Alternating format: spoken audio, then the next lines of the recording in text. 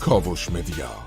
Değerli milletvekilleri, bu insanlık ayıbı karşısında maalesef ülkemizi yönetenlerden İsrail'i caydıracak, Filistinlilerin hayatını iyileştirecek bir somut adım görmedik.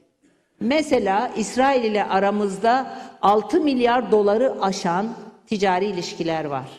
Peki bu ilişkiler askıya alındı mı? Hayır, alınmadı. Mesela Kürecik radar üssü var değil mi? İran'dan İsrail'e yapılacak bir saldırıyı haber vermesi planlanıyor. Peki bu üs kapatıldı mı?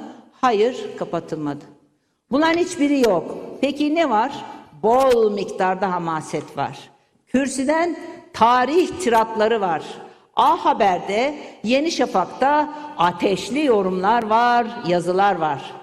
Milletimiz televizyonlarda estirilen hamaset rüzgarlarına artık inanmıyor.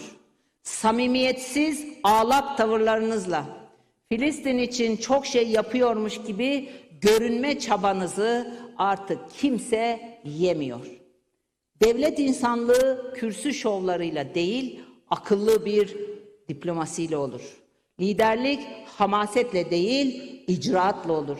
Samimiyetle olur, tutarlılıkla olur, ciddiyetle olur. Boş konuşmayı bırakıp gerekeni yapacaksın. Anche dar morde mamigugend.